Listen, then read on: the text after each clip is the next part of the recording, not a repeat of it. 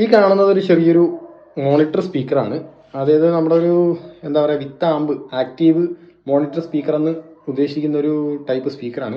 ഇതിപ്പോൾ എനിക്കൊരു മൈൻഡ് വന്നിട്ടുള്ള ഐഡിയ വെച്ചിട്ട് ഞാനൊരു ചെറിയ മോഡൽ ചെയ്തിട്ടുള്ളതാണ്.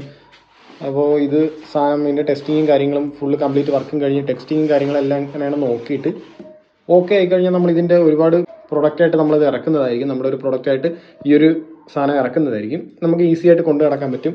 വെയിറ്റ് അത്യാവശ്യം ഉണ്ട്, എന്നാലും നമുക്ക് നല്ല ഹെവി ആയിട്ടുള്ളൊരു ബോക്സാണ്. ഇവിടെ ഒരു വുഡിൽ തന്നെ ഡിസൈൻ ചെയ്തിട്ടുള്ളൊരു ഹാൻഡിൽ കാണാം. അടിയിലൊരു കവറും കൊടുത്തിട്ടുണ്ട് ഈ കാണുന്നത് പോലെ. എൻ്റെ വർക്ക് കഴിഞ്ഞിട്ടില്ല, ഇത് ജസ്റ്റ് ഇപ്പോൾ എൻ്റെ പണികളും കാര്യങ്ങളും കഴിഞ്ഞിട്ടേ ഉള്ളൂ. ഈ മുകളിൽ കാണുന്ന ഈ ഫോട്ടോയിൽ കണ്ടാൽ അറിയാം, നമ്മൾ ആദ്യം ഫ്ലൈവുഡിലാണ് ഇതിൻ്റെ ഡിസൈനും കാര്യങ്ങളെല്ലാം ചെയ്തിട്ടുള്ളത്. അപ്പോൾ ഈ ഫ്ലൈവുഡിൽ ഇതിൻ്റെ ഡിസൈനും കാര്യങ്ങളെല്ലാം ചെയ്ത് കഴിഞ്ഞിട്ട് കംപ്ലീറ്റ് ആയിട്ട് ഫുള്ള് നല്ല നീറ്റ് ആൻഡ് ഫിനിഷ് ആയിട്ടാണ് നമ്മളിതിൻ്റെ ബോഡി വർക്കും കാര്യങ്ങളെല്ലാം ചെയ്തിട്ടുള്ളത്. അപ്പോൾ ഇത് വെറും നമ്മുടെ പ്രൈമർ കോട്ടിങ് മാത്രമാണ് ഇപ്പോൾ ടച്ച് ചെയ്തിട്ടുള്ളത്. ഫ്രണ്ട് സൈഡ് വന്നിട്ട് ഈ കാണുന്നത് പോലെയാണ് വരുന്നത്. ഇങ്ങനെയാണ് ഇതിൻ്റെ ഫ്രണ്ട് സൈഡ് വരുന്നത്. ഫ്രണ്ട് സൈഡ് വരുമ്പോൾ നമുക്കൊരു 8 ഇഞ്ച് ഊഫർ, 8 ഇഞ്ച് മിഡിൻ്റെ ഒരു ഊഫറാണ് ഇവിടെ വരുന്നത്. നമ്മൾ സീറ്റൻ്റെ 100 വാട്ട്സ് വരുന്നൊരു ഊഫറാണ് ഇവിടെ കൊടുക്കാൻ ഉദ്ദേശിക്കുന്നത്.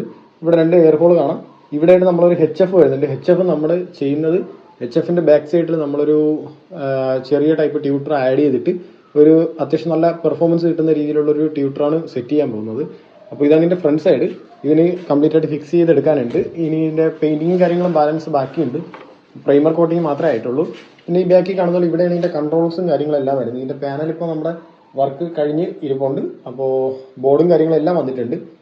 ഇതിന് യൂസ് ചെയ്യുന്ന ബോർഡ് നമ്മളെ ഡിടെക് ഓഡിയോസിൻ്റെ ക്ലാസ് D ബോർഡാണ് ഇതിനു വേണ്ടി യൂസ് ചെയ്യുന്നത്. SMPS ഇട്ടിട്ടാണ് ഫുള്ളായിട്ട് നമ്മളിത് ചെയ്യുന്നത്, ലൈറ്റ് വെയിറ്റും കാര്യങ്ങളായിട്ട് സെറ്റ് ചെയ്യാനായിട്ട്.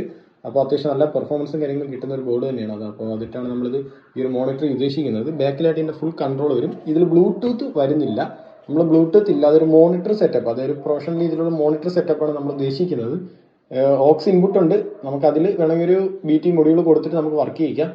ആദ്യം ഈ ഒരു മോഡൽ ചെയ്ത് നോക്കും. ഫീഡ്ബാക്ക് എങ്ങനെ നോക്കിയിട്ട് അതനുസരിച്ചായിരിക്കും നമ്മൾ ബ്ലൂടൂത്തും ബാക്കിയുള്ള കാര്യങ്ങളൊക്കെ അടുത്ത മോഡലുകളിൽ നമ്മൾ ആഡ് ചെയ്യുന്നത്. ഇതിപ്പോൾ ഒരു മോണിറ്റർ ലെവലാണ് ചെയ്യുന്നത്. അപ്പോൾ ഇതിന് നമ്മൾ അടിക്കാനായിട്ട് ഉദ്ദേശിക്കുന്നത് ഇതിൻ്റെ പെയിന്റ് വർക്ക് വരുമ്പോൾ ടെക്സ്ചർ വർക്കാണ് വരുന്നത്. ടെക്സ്ചർ വർക്കായിരിക്കും ചെയ്യുന്നത്. നല്ല മാറ്റ് ഫിനിഷിലുള്ള ഒരു ഡിസൈനിലുള്ള ഒരു പ്രൊഫഷണൽ രീതിയിലുള്ള ഒരു സ്പീക്കറായിട്ടായിരിക്കും നമ്മളിത് ആക്റ്റീവ് സ്പീക്കറായിട്ടായിരിക്കും ഒരു ഡിസൈൻ ചെയ്യുന്നത്.